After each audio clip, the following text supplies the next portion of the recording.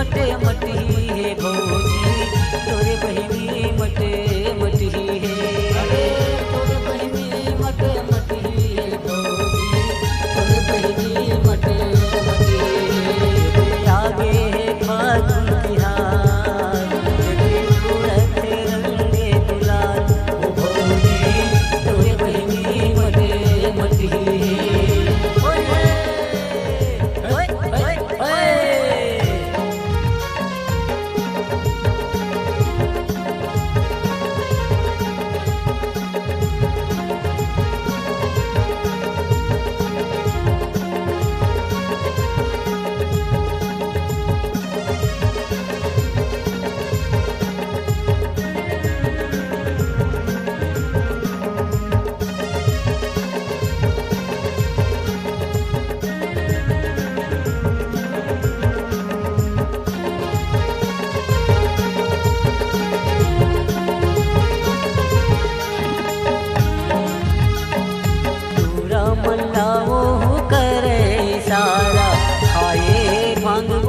होली के बहाना जी, होली के बहाना पूरा मल्लावो करे इशारा, आए भांगे वो होली के बहाना जी, होली के बहाना। माते हवे वो आज भौजी, तोरे बहिनी मटे मटी है। माते हवे वो आज भौजी, तोरे बहिनी मटे मटी है। चल हाँ भौजी, तोरे बहिनी मटे मटी है।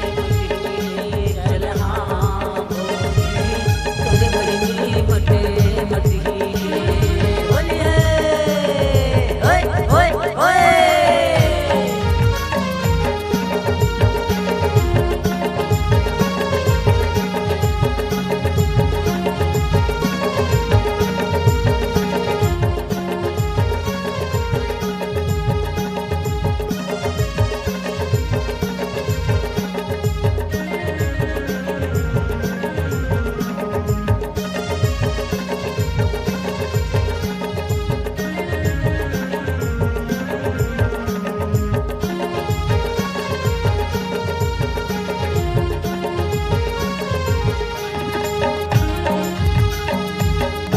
महाउरी होठ ममोरंगी, छत्तीसगढ़ी नहीं बोले बोलते वो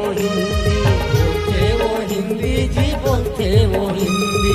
मामा महाउरी होठ ममोरंगी, छत्तीसगढ़ी नहीं बोले बोलते वो हिंदी जी, बोलते वो हिंदी। चूड़ी पहिरा हूँ मैं आज भौजी, तोरे बहिनी मटे मटी है। चूड़ी पहिरा हूँ